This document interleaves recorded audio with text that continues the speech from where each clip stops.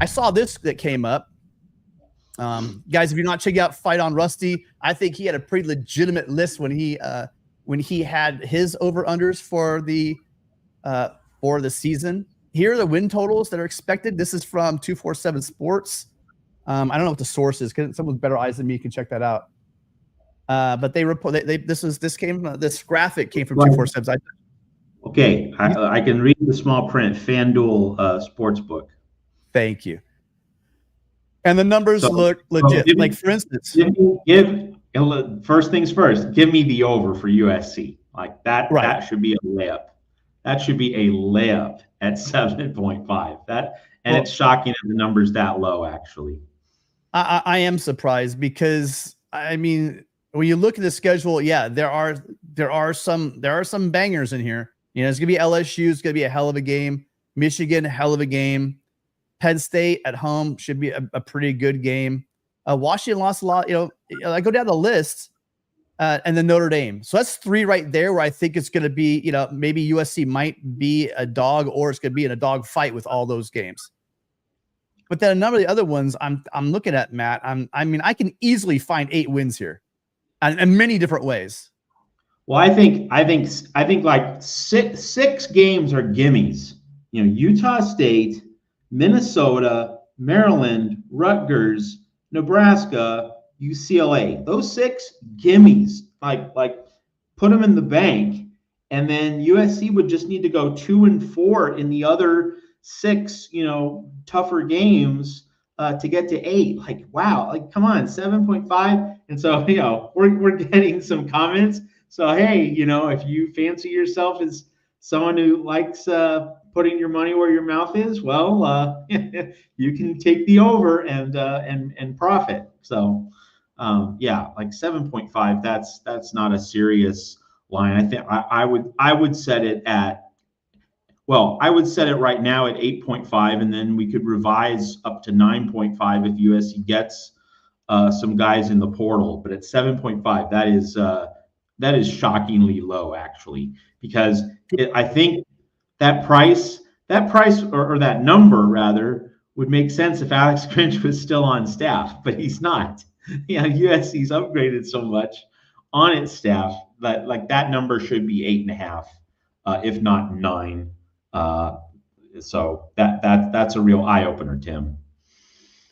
Yeah, I was completely shocked about how low they had. I agree with you. I'd say right now with the roster, knowing that we got some, you know, two of our toughest games a year are in the 2 of the 3 first games we play out the gate. So I know that's going to be difficult. I know that LSU's replacing, you know, the coaching staff so that's going to be helpful. But man, they've been building that roster for a while. You know, even though, you know, you have. Well, I'll say this. I think that USC has more than a 50% chance. I'm going to go out and let them say it, of winning at least one of those first 3 games. And I think those might be, depending on what we see from Notre Dame, I think those games might be the toughest games on the schedule, is the LSU and Michigan game. But Michigan loses a lot. I mean, a lot off of including the coaching staff and the defensive line coach, the head coach, the strength coach. There's a lot to be lost, but they do have a hell of a defense still, you know, as far as players are concerned, if they can hold on to them through the spring. Yeah, I think, you know, if you're talking about likely losses for USC, at Michigan has to be number 1 on the board. But I think the interesting thing for USC is that, and I know that Jeff Rodriguez has mentioned this in the chat, if we get the LSU win, if USC wins that LSU game, then the odds of making the playoff, getting to 10-2, because if USC goes 10-2 against this schedule in a 12-team playoff, you know, not 4, not 8, 12. If USC goes 10-2 against this schedule, that should definitely be enough to make the playoff. And so if you get that LSU win, I think USC's odds of getting to 10-2 are really good, because Michigan looks like a loss. But then I think Wisconsin, who, by the way, has a coach named Alex Grinch on its defensive staff. I kind of like the chess match for USC in that game. There's also a player on Wisconsin who's named Tackett Curtis. I kind of think that Lincoln Riley can expose Tackett Curtis and the rest of the Wisconsin defense at home. So I think that leans to a win. Now, Penn State, that might be the other real telltale game. It's in the Coliseum. The thing that I would be confident about is, James Franklin has not been able to develop quarterbacks since Trace McSorley. Sean Clifford, he won the Rose Bowl, but, Penn State was not especially strong on offense under Sean Clifford. Like, since Trace McSorley and Saquon Barkley, under Joe Moorhead as the offensive coordinator, Franklin has failed to cultivate really strong offenses and really dynamic passing games ever since. Unless Penn State somehow makes a great leap forward on offense, and I'm not seeing it.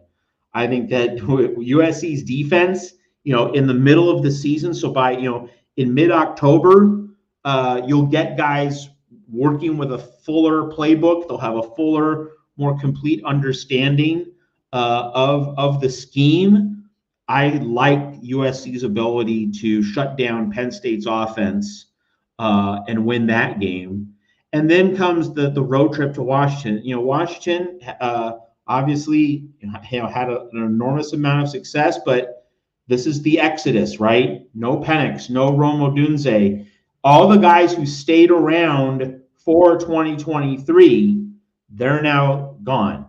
And so the drop off at Washington could be substantial. And you add in a coaching change, Washington, of course, is going to be weaker than it was last season. The drop off could be a much bigger than a lot of people are currently willing to admit. So, that game, it's not going to be a cakewalk in Husky Stadium, but I think USC catches Washington. Like, if you're going to go to Seattle, this is the year to do it. The timing of that is not that bad. And then that final game against Notre Dame, kind of like USC's chances there too, because Riley Leonard, he's a tough dude. He's physical and he's a warrior, but he's not a brilliant passer. And if USC's defense is everything that we think that this unit is capable of, Notre Dame has struggled to throw the ball down the field. Notre Dame has struggled to stretch defenses and show real vertical dynamism in its offense. Are we really certain that Notre Dame is going to be able to upgrade its offense and specifically its passing game enough to really put this USC defense on its heels on the back foot? Now, if this was an Alex Grinch defense, that's one thing, but this defense at the end of the season, let's say USC is 9-2 heading into that Notre Dame game, and which means that this game would be for a college football playoff spot. You really think USC is going to lose if the Trojans are in that spot? I don't. So yeah, I'm looking at, I think Michigan is the likely loss. LSU, I maintain I'm not gonna get off this dime before Labor Day weekend. LSU is the most important game of the season, and then after that, if there is another hinge point moment, it's that Penn State game in the middle of the season, followed closely by Washington. Yeah, well, make a Chase look good. Chase be sorely good. It would be if you had Moorhead or Saquon Barkley running behind them, so that any quarterback is going to look good in that situation. They unfortunately, I don't think they have that. I don't think that they're going to, especially having at home now. If we were in Happy Valley during a whiteout and we're in Beaver Stadium, that's a different story. But having them at home plays right into what you're saying, Matt. And I think that in the chat they're talking about they're not going to be as strong. But let's say they lost Manny Diaz as well. That's one thing. Remember, this is not the same defense they had last year. They got Tom Allen coming up from Indiana. So it's not going to be the same. Which might be an upgrade. It might be an upgrade. Might? Okay. All right. I know you're a big. I'm a big Tom Allen guy. Like I would have loved him at USC, but I mean, hey, I'm happy with what USC has. But yeah, I was a big Tom Allen guy.